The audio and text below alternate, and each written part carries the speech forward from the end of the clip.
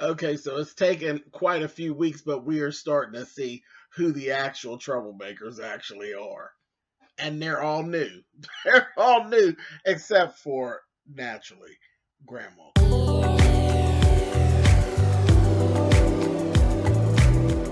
And I'm like, come on through, Cookie. I want to put my soapbox. That's basically it. Let's talk about drag and all its forms.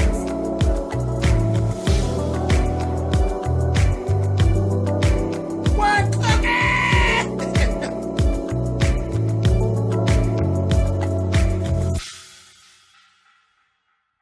Hey guys, thanks so much for clicking on the video. This is my review for Love and Hip Hop Atlanta. This is season 8, episode 9. Like I said, we are starting to see who the troublemakers are, and they're new people, except for Grandma Carly.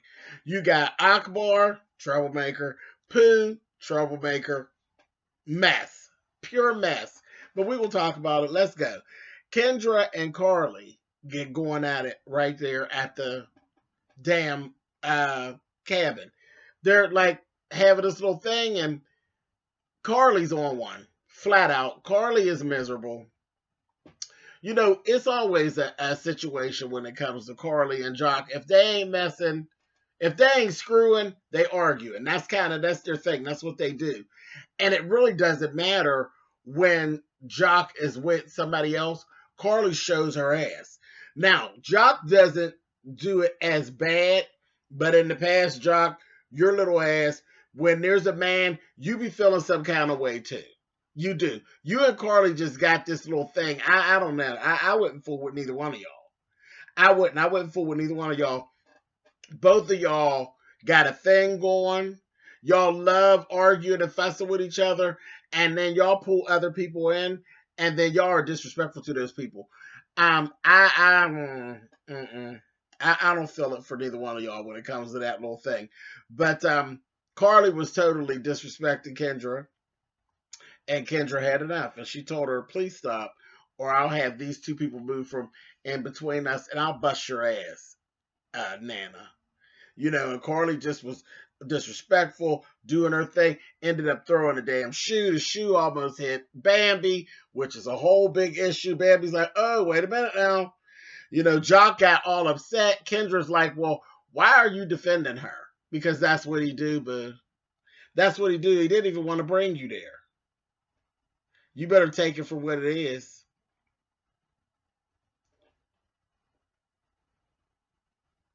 I believe Jock likes Kendra, but Jock can't break away from Carly. Not really. I don't.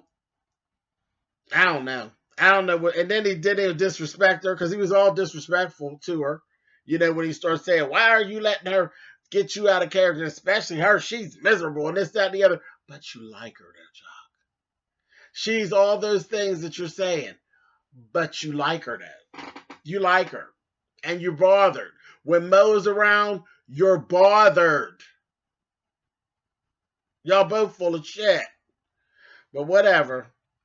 He apologized to Kendra yet again. Kendra's still buying it. It's going to be the same old thing. It's going to be the same old thing. As long as there's Carly, there's going to be a problem, Kendra. But do what you want to do, baby. But as long as Carly's around Jock, it's going to be an issue. Anyway, moving on. That's just my feelings. Y'all tell me in the comments what y'all think. I, ain't nobody never going to be happy with Jaceel while Carly's still walking around with that old cooch at it. He likes it. He likes it. It gets him going. It makes him act stupid. Anyway, they like to act stupid with each other. Same thing. And she ain't going to be happy with nobody. It just kind of is what it is. Anyway, and the thing is, she turns it off better than he did. She turns it off better than he do. She don't really show off unless she by herself. When she by herself is when she show off. She get another man and she could, she go on about her business. But Jock, you got another woman and still be throwing shade and acting a fool and making faces and carrying on. It's just ridiculous. Anyway, moving on. Erica and her mom get a visit from Mama D. Mama D, You working overtime on some bullshit.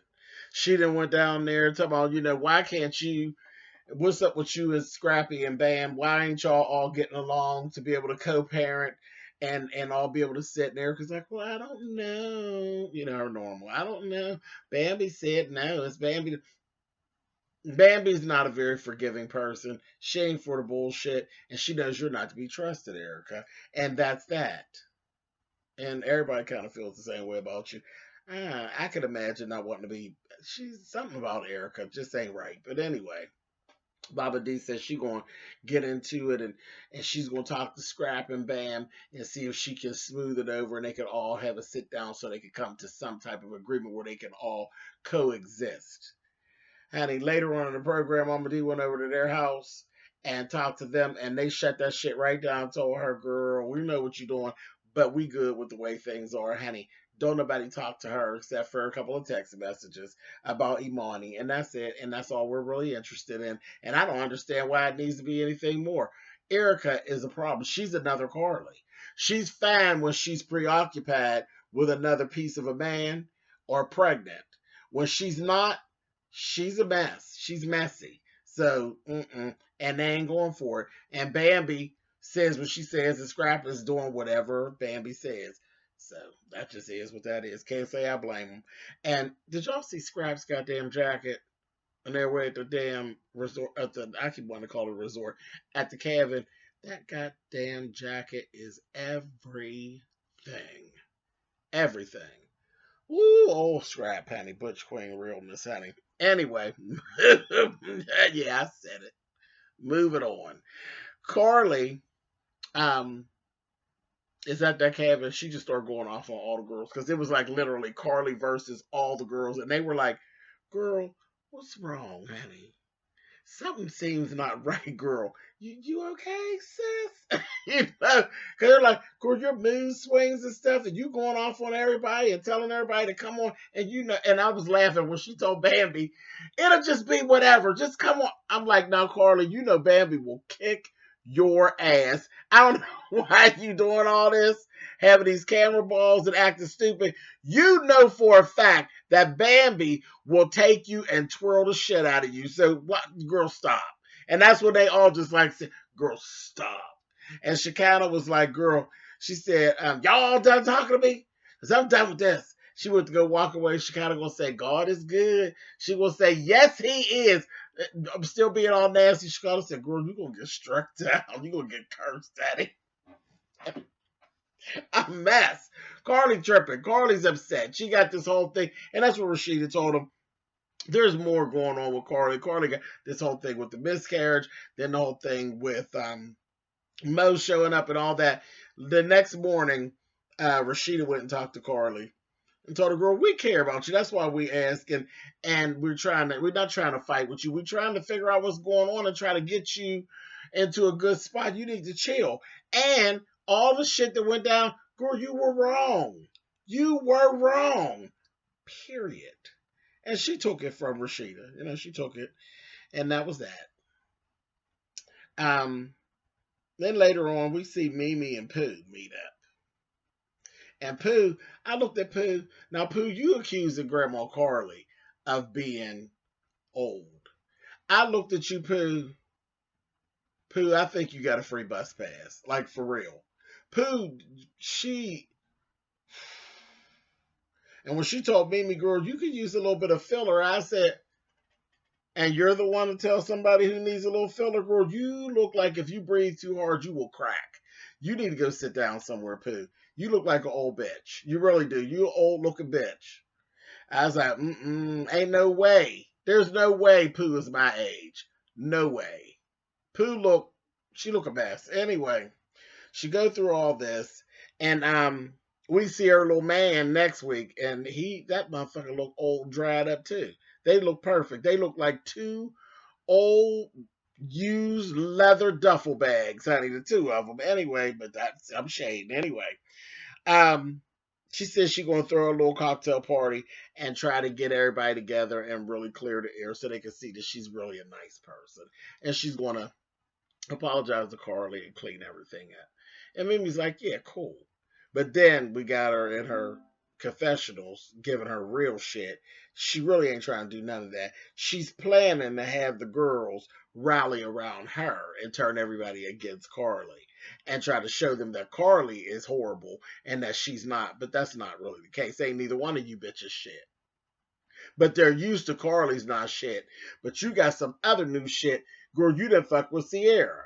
You done tried to get on BK on top of Sierra. So you're going to have a whole problem, girl. They already see you, Miss Ma'am, Miss Free Bus Pass. They already see your old ass trying to move swiftly. You can't move swiftly, you old rickety bitch.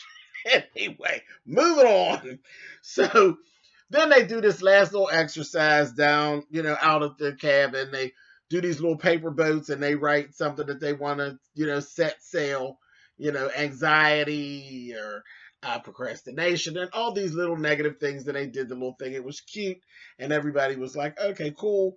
Everybody came back better except for Sierra and BK. Sierra and BK, that shit ain't fixed. It's just messed up. It is what it is. And it needs to be that. Sierra needs to let BK go.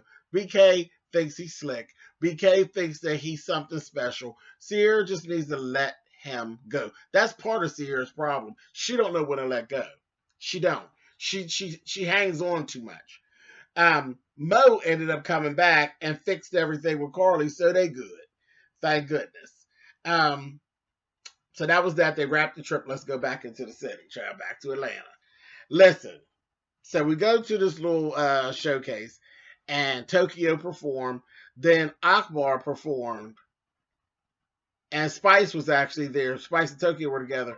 That goddamn Akbar started some shit. She goes to do her song.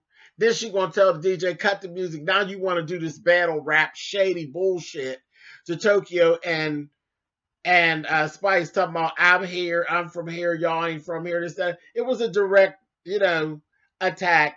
And Tokyo, they gave Tokyo a mic, and Tokyo was like, "Well, put a name on it, or." And they got to going back and forth.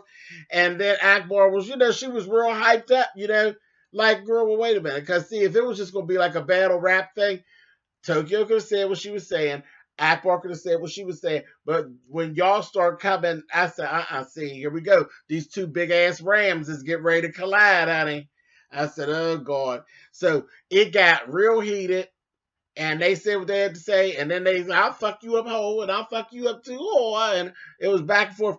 And then it happened like it always happens. Ain't nobody paying attention. When I seen them shiny blue pants, I said, oh, y'all ain't paying attention. Y'all not paying attention. Honey, that motherfucker, I seen them Louboutins come up off her foot. I said, the red bottoms are down. The red bottoms are down, honey. And the blue pants are up, baby. Spice went up and over that goddamn couch and went over there and got to trying to windmill. I said, oh, Spice. That damn Spice is on the loose, honey. She's over there trying to get it, honey. I said, Lord have mercy. And that's Akbar said, I'm going to black your eye, you whore. I said, you better get her fast, because that Spice is, that's her name is Spice. She's spicy and she quick, honey. I said, I love Spice. She's so ridiculous. They's over there trying to do it, honey. Tokyo's so motherfucking big and fat. Get off, man. Get off, man! I said, oh, stop it, fat ass, honey. Sit your ass down. Just a lot of hot air. And then Akbar, child, what kind of fight you gonna do, bitch? You was out of breath before you even got done with your song, bitch. You was panting and wheezing. I'm from here. Bitch, you ain't from nowhere. I said, oh, girl. Just a mess. Two big fucking Rams, honey. What nobody gonna do no real live fighting but Spice. Now, the truth of the matter is ain't none of it really worth it to fight with Akbar, because the bitch got a bullet in her head. Y'all need to not be wrestling around with that bitch. Period. None of y'all. The security, the castmates, nobody need to be wrestling around with fat ass Akbar. Bitch got a bullet in her head. Y'all shake her the wrong way and the bitch die. Mona, you're going to have a whole bunch of lawsuits. Now, I'm telling you, you need to get that bitch somewhere and sit her down. Sit her big motherfucking ass down somewhere. Bitch all out of breath and shit. She already got a headache. Sit that bitch down for that bitch fall out in there. She could say whatever she wanted to say.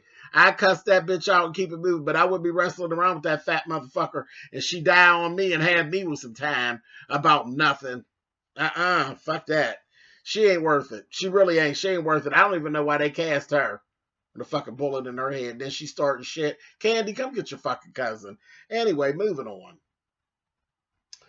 on. Akbar set her big ass down with Sierra and Carly. And she's going through talking about what went on. And Sierra's like, girl, why do you do this all the time? I wasn't even there, and I know you, bitch. You started the shit. You started this shit. You want some fuck shit, and you need to stop. I said, troublemaking bitch. Anyway, I tried with her, but she's troublemaking bitch. Candy, come get your cousin.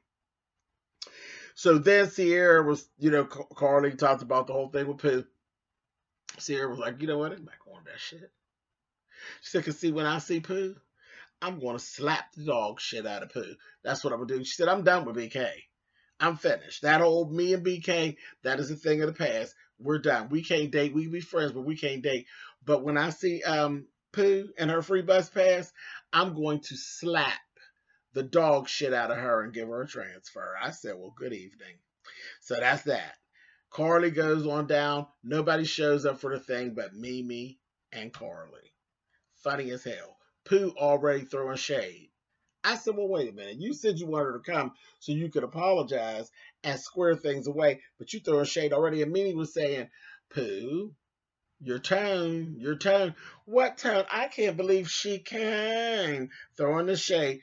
Carly got to read, honey. It was like, girl, you are pathetic.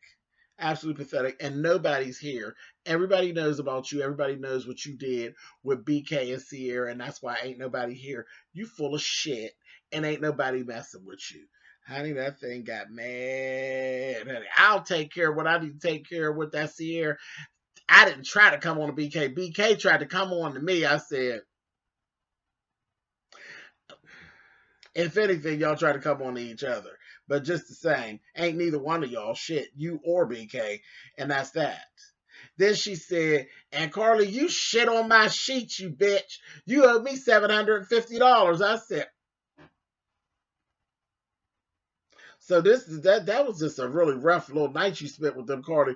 So now, girl, they saying that you was eating back and painting. Girl, you was down there being your fabulous artistic self, wasn't you, Grandma? Girl, you need an enema. Anyway, a mess. So Carly's like, oh, and Mimi was like, not the shitty sheets, honey. No, you didn't give him a shitty deal down to the place, honey. I said, this is just too much. Then Pooh said, you want my life, bitch. You want my life.